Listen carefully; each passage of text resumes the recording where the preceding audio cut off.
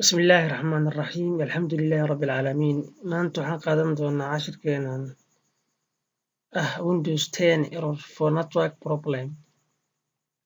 Windows 10 sida uu soo baxay 2015 bishii July wuxuu la soo baxay cillado aad u fara badan. Cilladan waa cillada ugu badan oo qofka la kulmo marka uu ku installation gareeyo ama uu ku duubo kombiyuutarkiisa Windows 10.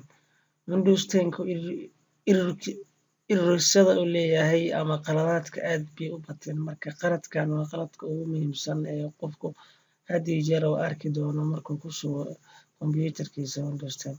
Haddaba la soco steps-ka aan mari doono. Network problem wifi-ga kombiyuutarkaaga uu leeyahay internetka markaad ku xiratid. Internetka wuxuu kugu bilaabi doonaa inuu ku dhaho internetkaaga waa limit wuu xadidan yahay. Wuxuu kaloo kuu samayn doonaa in internetka uu kaa go'o had iyo jeer markaad browserka aad soo kiciso internetkaadii si automatic uu go'i doonaa. Wuxuuna kuu soo qori doonaa qoraal ah your computer is offline. Kombiyuutarkaada oo offline message ayuu kuu soo bandhigi doonaa. Marka cilladahaas sidaan ku xallin doono steps-kan ayaan mari doonaa. Marka ugu horreeya waxaad samayn doontaa inaad tagtid my computer. Haddaba ila soco steps-kan mari doono. Kombiyuutarkaadii waa kana desktop-kaadii meeshan ayuu ku yaalaa. Waxaad tagi doontaa my computer, waxaad dhihi doontaa right click, waxaad kasii dooran doontaa manage.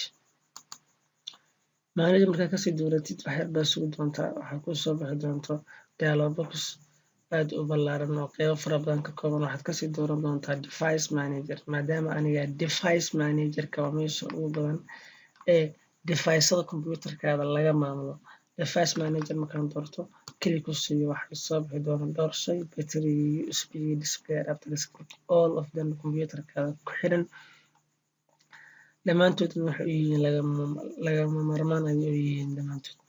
Marka meesha aad ka ogaan kartid all driveska kombiyuutarkaada inay ku shuban yihiin in kale meeshaad ka ogaan kartid waayo.